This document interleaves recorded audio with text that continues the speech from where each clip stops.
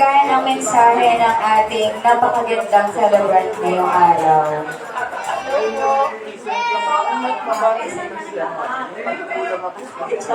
Salamat sa parami na pinagbigyan ninyo ang aking ginagawa. Salamat at nakarating sa ganitong edad. Sana naman, hindi ko sa Diyos, talaga naman aking kauli kayo.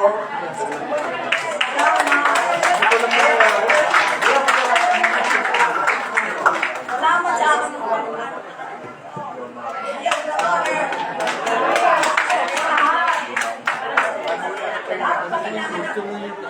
nanarito. Salamat sa inyo. Nalilimot. Lagi din akong babatiin.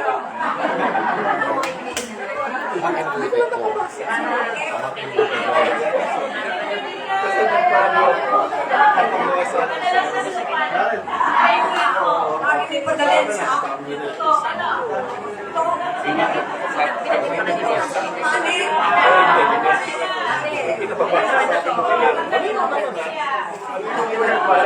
Ayan, parang pana naman po tayo. May nagalitan po. Tayo po lahat ay nagsitayo para awitan ng happy birthday si Lola Liba. Lola Liba, dito tayo sa inyong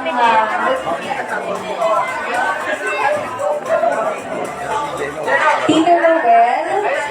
Tinatawagan po kayo dito sa unahan. Tito Rowell. Tito Rowell.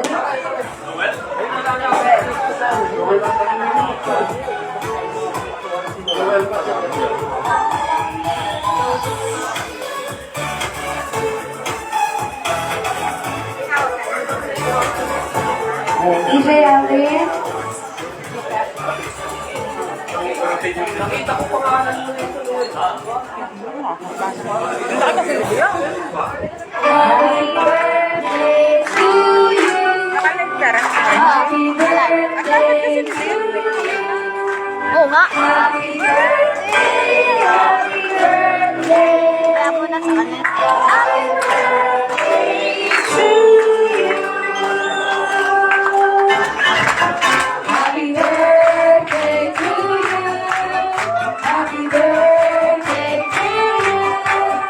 Happy birthday, happy birthday. Happy birthday to you. Sige po, hello po. Hello, Ramenda, Lalita. Wish po, wish, Lalita.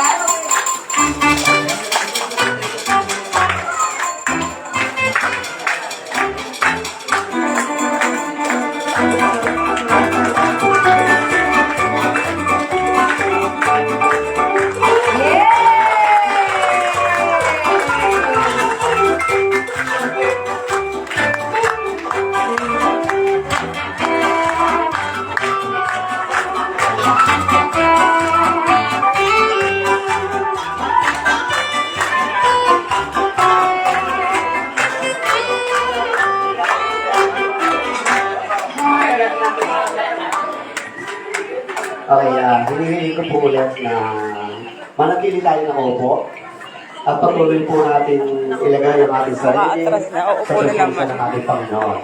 In the name of the Father, the Son, and the Holy Spirit. Amen. Lord God, sabi ko nga po kanina, wala naman ng papurit, pasasalamat ang aming inihahandog sa iyo.